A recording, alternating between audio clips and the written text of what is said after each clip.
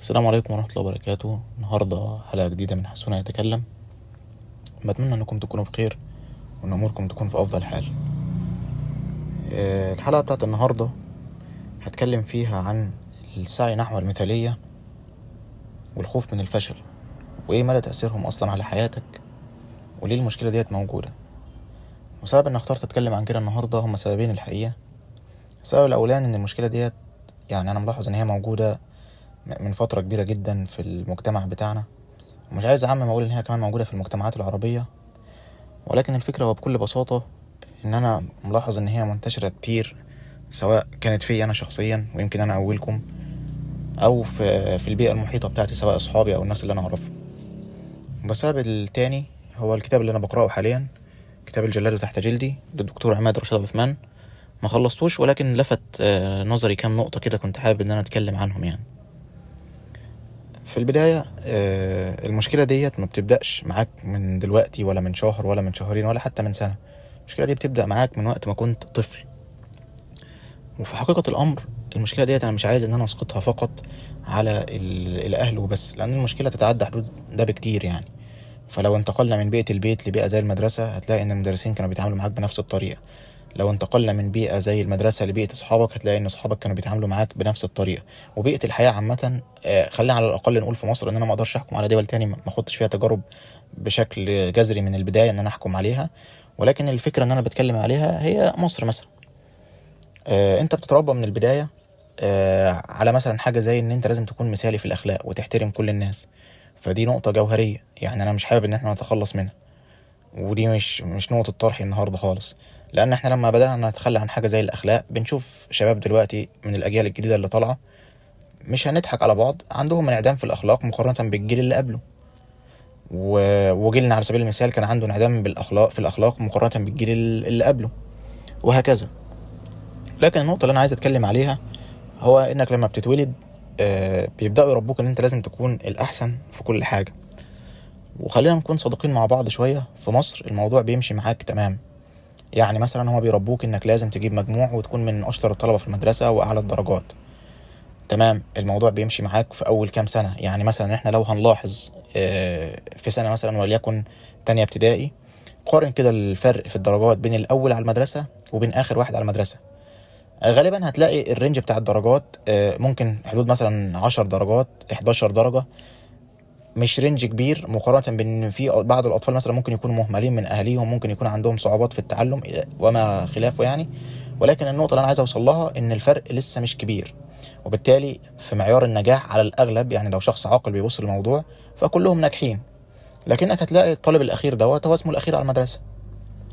الفجوة بتبدأ تكبر لما تبدأ انك تكبر والحياة بتصعب اكتر، وبالتالي بتلاقي طلبة عمال الفجوات ما بينها تزيد تزيد تزيد. ولكن برضو في رينج المدرسة احنا لسه ستيل في الرينج المطلوب، ما كبرناش قوي. المشكلة هنا ان النجاح دوت الى حد ما نجاح وهمي، والسبب في ده ان انت ما تعرفش قدراتك الفردية ولا عقلك ولا مخك شغال ازاي. بمعنى انت بتنجح تمام، لكن هل انت عارف وانت الاول على المدرسة انت محتاج تعمل ايه في حياتك؟ لا. هل تعرضت لاختبار حقيقي بعيد عن اللي مرسوم لك؟ لا. نفس الكلام لما نروح بيئة المدرسة هتلاقي المدرسين بيقارنوا بنفس هذه الطريقة الأول على المدرسة، بغض النظر عن إيه اللي ممكن يحصل له. وأذكر على سبيل المثال في المدرسة مثلا كنت بشوف طلبة بارعين في مواد معينة، مواد مثلا زي الهندسة، مواد زي الجبر، مواد زي التكامل أو التفاضل، الحاجات دي تحديدا اللي هي بتحتاج تفكير، لكنهم ما بيطلعوش من الأوائل. هل في حد من المدرسين اهتم بأن هو ينمي موهبتهم؟ لا. ليه؟ لأن هم طلبة مش أوائل. المدرسين كانت دايما كل اللي يهمها الطلبة اللي بيجيبوا مجاميع، الطلبة اللي من الأوائل. طب بس الطالب ده موهوب ما يهمناش. وبالتالي الحاجة اللي تزعل ان انت لما تيجي تبص بعد فترة، مش عايز برضو القي اللوم كله على المنظومة التعليمية، ولكن انا بتكلم في فكرة ان الواحد بيبقى لسه في بداية حياته، ما عندوش الخبرات الكافية اللي تقوله لا انت المفروض اصلك تطور من نفسك وتشتغل على نفسك، وما تجيش تعمل كده في بيئة انت حكمت فيها على الجميع ان هو يمشي على سلك واحد او على طريق واحد. الطالب ده كان هيعرف منين وهو مثلا في السن دوت ان هو عنده موهبة في كذا؟ اهله كانوا هيعرفوا منين؟ فدي مشكلة نظام تعليمي. نظام تعليمي اتوحد على الدنيا، فهو في نظر اهله فاشل. لماذا؟ لان هو ما بيجيبش مجموع زي باقي الطلبة، ولكنه موهوب في نقطة معينة، لا مش فارق معانا. فانت ممكن تلاقي طالب نص نص في كل ماده، فبالتالي بيعرف يجمع توتال المواد، وبالتالي يوصل لمرحله انه يوصل الاول على المدرسه، والناس شايفاه ان هو عبقري، مع ان هو مش عبقري في ولا حاجه. يعني انا بقول لك كده، وانا واحد من الناس كنت دايما المراكز بتاعت المدرسه يا اول يا تاني. ممكن توصل انك الاول على المدرسه وانت مش عبقري ومش موهوب في اي حاجه ومش مميز. الفكره ان انت عندك النص في كل حاجه.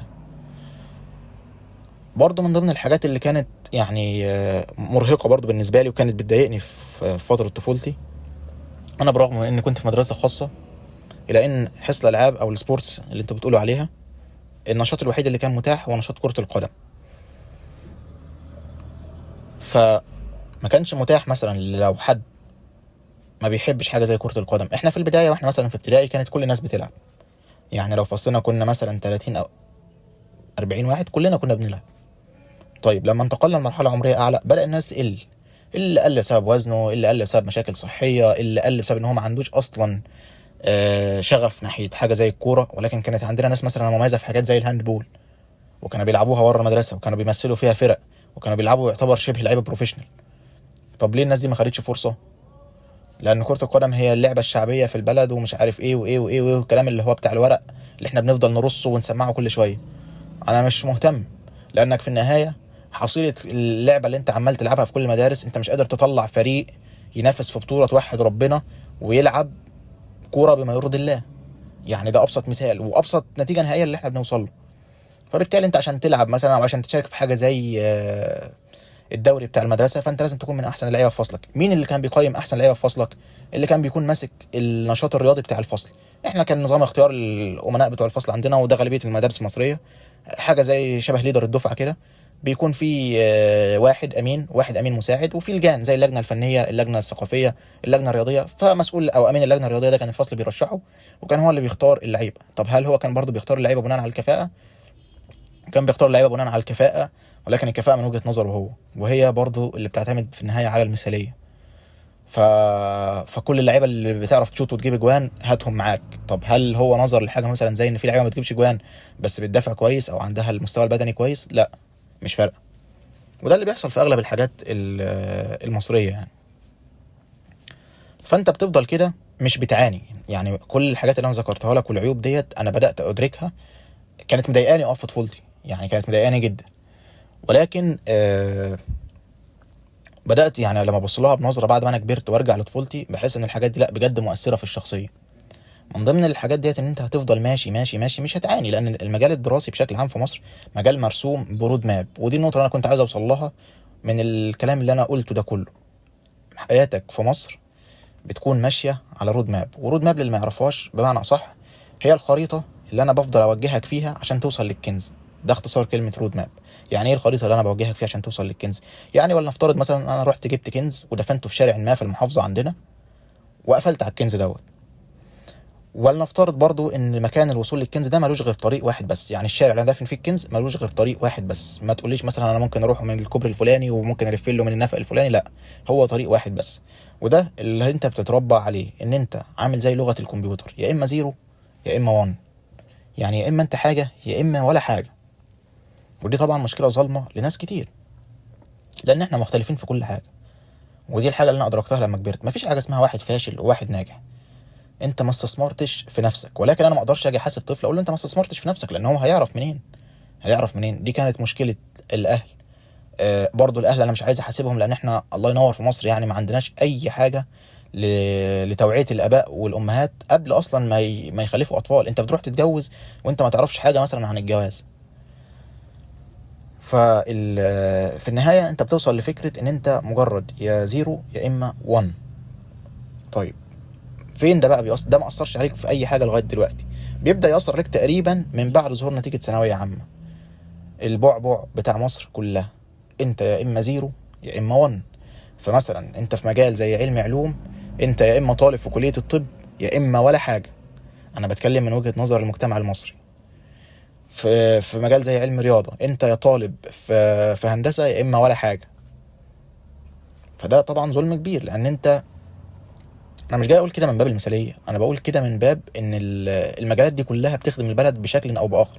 فمثلا انا كطبيب او واحد في كليه طب، انا محتاج لشخص بيعرف يستخدم حاجات زي البرمجه عشان اجهزه الكشف اللي انا شغال بيها، واتيفر الجهاز اللي انا شغال بيه ده اللي مصممه مهندس واللي مبرمجه واحد مبرمج، ايا كان المجال اللي هم شغالين فيه. فانت محتاج لكل الناس. ولكن انت لما بتوصل في النهايه بعد كل اللوب ديت بتلاقي نفسك في الوش. انت خلاص في حياتي يا باشا ايه، الادلت لايف زي ما احنا بنقول، ومسؤول عن قراراتك ومسؤول عن كل حاجه. فبتروح تلاقي نظام تعليمي زي الجامعه، دي الحاجه تقريبا ممكن اللي خلتني اصلا عملت حلقه زي دي، او فكرت ارجع لطفولتي واشوف الحاجات كانت عامله ازاي. نظام مختلف تماما. مفيش بقى فكره ان انت هتروح المدرسه هيدولك الدرس الفلاني هتروح تذاكره، او هتنزل الدرس بالليل مع المدرس يشرحه لك فانت زي الفل، وتحل اسئله الملخص فانت تخش الامتحان تجيب الدرجه النهائيه وتطلع الطالب المثالي والاول، وتقعد بقى المدرسين يا باشا ويا بيه وتفضل ايه رايحه جايه معاك بيحبوك طبعا، ما انت الراجل الاول على المدرسه ولا التاني على المدرسه. ما تعرضتش لاي حاجه في حياتك تفكر فيها او تشغل مخك او تفشل، وبالتالي انت الفشل عندك مرفوض، لان هي انت تجربه انت ما خضتهاش عمرك في حياتك ولا تذوقت حتى مرارتها. فبرغم ان هي يعني تجربه مريره، انا ما بحاولش ان انا اقول ان هي حلوه وبسكر، ولكن مرارتها بتزيد اضعاف مضاعفه لان انت عمرك ما جربتها، ومتعود دايما على انك الطالب اللي ما فيش منه، اللي كل الناس بتشوفه بتقوم تقف له. فلما بتوصل، ودي يمكن هتلمسها ناس اللي هم الطلبه بتوع طب، انت وانت داخل طب كل الناس بتقدرك في المجتمع يا باشا. انت ماشي المدرسين بتوعك فخورين ان هم ادوك، ابوك وامك فخورين ان هم عندهم طالب في كليه الطب، اهلك والناس واصحابك ومش عارف ايه، ده يا باشا ده دكتور ده رايح ده جه، تخش الكليه تتصدم بقى. مش عايز برضو اقول لان النظام التعليمي اصلا الطبي يعني بشكل، او الانظمه التعليميه عامه في مصر مش الطبي بس، فيها عيوب كتير. ولكن برضو من ضمن المساوئ بقى اللي فيك انت وانت داخل كليه زي الطب انك ما تعودتش تعتمد على نفسك في اي حاجه. وما اقدرش اقول ان دي مشكله الطلبه، لان انت ما ينفعش تجيب حد انت عودته على سيناريو عيشه معين وتحاسبه عليها. هو الطالب بيبدا بقى يدرك مساوئه ويطور نفسه في فتره الجامعه، ولكن فتره الجامعه برضو حساسه في فكره الدرجات، حساسه في فكره ان مستقبلك مبني عليه، فانت بتجرب وبترسك في حاجات وبتحاول تطور في شخصيتك في فتره هي مهمه في حياتك، فبالتالي بتفقد درجات. ده لازم، لان اي تجربه لازم هيكون فيها نجاح وفشل. انت عمرك ما هتطور من نفسك في يوم وليله، عمرك ما هتكتسب المهارات دي في يوم وليله، وبالتالي هتبذل مجهود كبير عشان توصل للمرحله اللي انت نفسك توصل لها. بتوصل المرحله ديت غالبا في نص الجامعه، في نهايه الجامعه، ما هي برضه قدرات فرديه، كل واحد على حسب هو قدر يكتشف ايه في نفسه غلط ويصلحه، وبتبذل فيها مجهود. فبالتالي انت عندك مشكله في التعامل مع الخيارات، فتلاقي نفسك مضغوط مش عارف تذاكر ازاي. في طلبه كتير اصلا في طب بيضيعوا اول سنه، كنت انا منهم مثلا، ضيعت سنه كامله بحاول اكتشف بس المفروض اذاكر ازاي، او يا جماعه ايه اللي يتذاكر او ايه اللي ما يتذاكرش. طبعا انت دكتور الجامعه بتاعك مش فضيلك. هل ده عيب؟ انا مش عايز اقول يعني واسقط مشاكلي كلها على النظام التعليمي ولا على الدكاتره اللي في الجامعه ولا كده، بالعكس انا بعترف ان ليا جزء من الغلطات، ولكن برضو انا بقول ان ما تمش التعامل مع الافكار في مصر او الفكر بتاعك منذ الصغر بشكل يوصلك انك في مرحله ما تكون قادر تاخد قرارات يعني وتحتمل نتيجتها. انت دلوقتي خلاص كل حاجه بتعملها مرهون برود ماب كانت مرسومه لك، ونجاحك او فشلك متحدد على اساس الرود ماب ديت برضو. فزي ما قلت لك بتوصل في النهايه، ممكن اصلا الناس في نص في الكليه تكتشف ان هي شغف مش بتاعها الطب ده ما كار ما يناسبوش. في ناس بعد ما تخلص الكليه تقول لك الطب كار ما يناسبنيش، ولكن هو كان يناسبه ليه في البدايه؟ لان هو كان يناسب الناس، ما كانش بيناسبه هو كان مخليه كويس او متوج بنظره الفخر في عين الناس، لكن هل هو نفسه كان راضي او كان الطب من اهتماماته؟ بالعكس، غالبا اصلا ممكن تلاقي اقل درجه كان جايبها كانت في ماده زي الاحياء او البيولوجي. يعني هو من الاساس ما كانش كويس في الماده ديت، ولكن هو دخل ارضاء لنظره المجتمع. ودي برضه من ضمن المشاكل اللي موجوده في مصر، ان انت بتخش كليه ارضاء للناس مش لنفسك، وبيحاولوا يوهموك ان اصل سوق العمل الفلاني احسن من سوق غيره، وتتخرج من الكليه وبتلاقي نفسك زيك زي غيرك في النهايه، ولا في سوق عمل احسن ولا في فرص متوفره احسن ولا اي حاجه. بالعكس، ده انت ممكن تلاقي الناس الكليات اللي هم عمالين يحتقروا فيها صاحبك فيها خلص وسافر وعمل ووصل والكلام ده كله. طبعا هي ارزاق في الاول في الاخر، انا ما بقولش حاجه، بس بقول ان برضو نظره الناس في المجتمع للكليات غلط. اصل الكليه الفلانيه ملهاش فرص شغل، اصل انت هتشتغل فين، اصل انت هتعمل ايه. من ضمن المميزات اللي كنت بشوفها لما احتكيت، كان في كورس اخدته في كورسيرا، كان في حاجه اسمها مش فاكر بالظبط بيرز ولا ايه. هي فكرتها ان انت كنت بتقيم مشاريع لناس وهم يقيموا لك مشاريعك، بحيث ان هم يعلموك مهاره زي التعاون، او انك تشتغل مع افراد تيم مختلفين عنك ومن ثقافات مختلفه. دي حاجه نمت في شخصيتي مثلا. هل عمر اتطرحت في مصر حاجه زي كده؟ ولا اي حاجه، مجرد ورق وستف ستف ستف، وطلبه بتطلع من الاوائل وطلبه بتجيب درجات، وفي النهايه بتوصل ان انت ما عندكش الفكر الابداعي. ومن ضمن الحاجات اللي بتثبت كلامي ان الناس اللي بيتم تهميشها في مصر او بيتوصفوا بالفشل او بان هم مش مثاليين زياده بينجحوا بره مصر عادي. مش عايز اقول ان دي القاعده برضو ولا ان هي الرول، ولكن الطلبه مثلا اللي انت في كليه زي الطب بتهمشهم وبتقول لهم انتوا والله يا جدعان من التلت الاخير من الدفعه، بتلاقي ناس منهم جايبه اعلى سكورز في الحاجات المعادلات اللي بره. بتلاقي منهم ناس اصلا ماسكه بوزيشنز في دول محترمه. يعني مش عايز اقول ان احنا دول اقل منها بكتير، واحنا بالنسبه للدول دي دول عالم ثالث، مش هننكر ده، دي حقيقه على ارض الواقع. فهنا انت لازم تقف مع نفسك وتعرف ان انت السيستم عندك فيه مشكله، في مشكله ومشكله كبيره، لان انت مضيع على نفسك قدرات فرديه من الناس. انت بلد 100 مليون او 105 105 120، الله اعلم احنا وصلنا كام دلوقتي، ولكن انت مضيع على نفسك فكره ان كل الناس ديت اكيد فيهم ناس موهوبه في مختلف المجالات، فتقدر تستفيد منهم. سواء انا بوجه الكلام ده يعني للاهل، للاصحاب، للمسؤولين عن المنظومات التعليميه المختلفه، كل دول متورطين في الحاجه اللي انا بتكلم عنها دلوقتي. ان انت بتصنع في النهايه شخص كان ماشي على رود ماب مره واحده، مطلوب منه يعني كان ماشي زي الكمبيوتر في انبوت معين، والله انا هطلع لك اوتبوت معين. ففي النهايه تقول له بص انت عندك 50 انبوت اختار انت براحتك. لا، ما الكمبيوتر ما فيش الكلام ده. يعني انت الكمبيوتر انبوت بيعمل عليه بروسيس يطلع لك اوتبوت، وانت بتقول له ايه البروسيس. يعني انت لو الفلان دخل الانبوت الفلاني يطلع الحاجه الفلانيه. انت بقى اللي يميزك عن الكمبيوتر ان انت عندك مخ. فانت ال 50 سيناريو بيخلقوا في دماغك حسبة، يا عم احنا لو هنقول في احسن الظروف 100 سيناريو تاني، لان انت كل سيناريو بتقول لو مثلا ده نجح هعمل كذا، لو فشل هعمل كذا. فعلى يعني احسن الفروض خالص انت بتخلق من ال 50 100، فانت زودت المشكله ومطلوب منك انك تختار. طب ازاي وانت عمرك ما اتحطيت في الاختيار؟ فانت بتخلق حد بيسعى فقط للمثاليه. وزي ما قلت مشكله عدم تقبل الفشل ان انت بتيجي مثلا في حاجه اختيار مهم زي اختيار شريك الحياه. اختيار شريك الحياه الناس في مصر بيتعاملوا على ان هو انت لازم تجيب لستة كده وتشيك ليست وتعلم البنت فيها المواصفات الفلانيه، تك تك تك تك تمام دي البنت المناسبه ليا. عمر الموضوع ما كان هيكون كده. هو قرار انت بتاخده بدماغك، وفي الاول وفي الاخر بغض النظر بقى عن انت سالت مين، بغض النظر عن اهلك او كده، ففي النهايه هي الشخص اللي هتعيش معاه هو انت. فانت لازم اصلا تكون متقبلها. و... ومن ضمن الحاجات اللي الناس بترفضها في مصر فكره انه يترفض مثلا عاطفيا او ان هو يتشاف غير مناسب. ليه؟ لان انت متعود انك تنجح في كل حاجه، ففكره الرفض بالنسبه لك هي حاجه مهينه. والرفض في الوظائف بتشوفه حاجه مهينه، الرفض في انترفيو مش عارف فين بتشوفه حاجه مهينه، لان انت اتعودت دايما على النجاح والمثاليه وبس. مفيش، انت مش متعود من جواك لما افشل اعمل ايه. مع ان الفشل ده حاجه طبيعيه، لازم كلنا هنمر بفشل. لو انت فاكر انك هتتولد هتعيش حياتك، حتى لو اهلك فضلوا يعملوا لك قروض، يعني مثلا لو انت دخلت كليه اهلك يعني هم ده المجال بتاعهم او مجال شغلهم، دخلت مثلا طب واهلك دكاتره، دخلت هندسه واهلك مهندسين، مهما فضلوا يعملوا لك لازم هتفشل في حياتك، ولازم هتتحط في مواقف انت بس اللي هتتصرف فيها، وبالتالي لازم تكون عندك خلفيه عن النجاح وعن الفشل نفسه. فكره الاهالي ان هم بيحاولوا يجنبوا اولادهم الفشل، لا انت هتفشل. وممكن تقعد مع شريك حياه واثنين وثلاثه وتحس نفسك انك مش متقبل الموضوع او الموضوع مش جاي معاك. ليه لازم ان احنا ننجح في حاجه معينه؟ ليه لازم الناس العيله الفلانيه دول العيله شبهنا وعايشين نفس اللايف ستايل بتاعنا، فلازم هم بس اللي يكونوا تبعنا، ولو انت فشلت فيهم يبقى انت فاشل ومش عارف تختار شريك حياه؟ لا، مش بالضروره.